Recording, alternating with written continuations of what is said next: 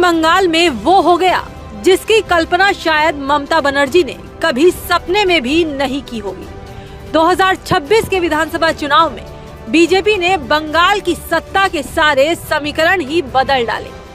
दीदी के 2 फूल मुरझा गए और भाजपा का कमल पूरी शान से खिल गया। लेकिन इस जीत के असली हीरो निकले उत्तर प्रदेश के मुख्यमंत्री योगी आदित्यनाथ। योगी की एक एक हुंकार दीदी की टीएमसी पर भारी पड़ गई। आंकड़े गवाही दे रहे हैं।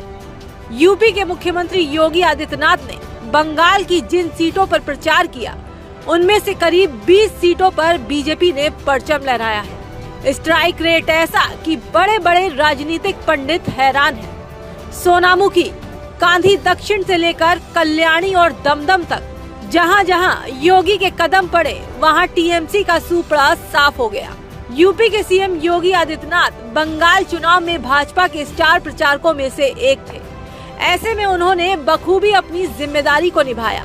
पश्चिम बंगाल की कई विधानसभा सीटों पर धुआंधार चुनाव प्रचार किया।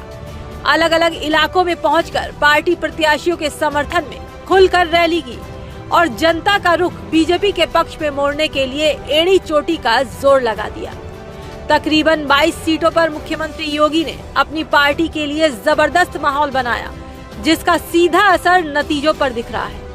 योगी आदित्यनाथ ने सोनामुखी, नंदकुमार, कांधी दक्षिण, बाराबनी, रामपुर हाट, बोलपुर, माथाभांगा, धूपगुड़ी, पिंगला, जौयपुर, गारबेटा, जोरासाको, चकदहा, उदय नारायणपुर, नवद्वीप, कटवा, बागदा, धानेखाली और राजारहाट गोपालपुर विधानसभा क्षेत्रों में जनसभाएं की थी।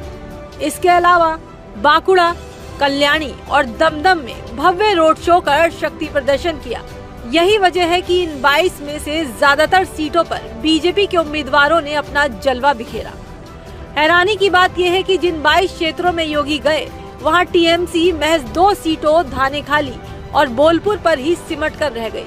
यानी योगी के रोड शो और रैली में उमड़ा जनसैलाब महज भीड़ नहीं, बल्कि सत्ता परिवर्तन की आहट थी, जिसे समझने में टीएमसी ने भारी भूल कर दी। ममता बनर्जी के गढ़ माने जाने वाली सीटों पर भी बीजेपी ने सेंध लगा दी है। योगी आदित्यनाथ ने अपनी रैलियों में बिना लाग लपेट के सीधा प्रहार किया था। मुस्लिम तुष्टीकरण के मुद्दे पर ममता सरकार को जमकर सुनाया था।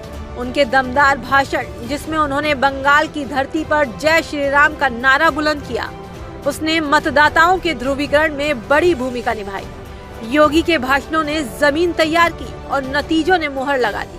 फिलहाल बंगाल की ये जीत भाजपा के लिए महज एक चुनावी जीत नहीं, बल्कि एक वैचारिक विजय है और इस विजय के नायक बनकर उभरे हैं योगी आदित्यनाथ। क्या आपको भी लगता है कि योगी के बिना बंगाल में ये करिश्मा मुमकिन था?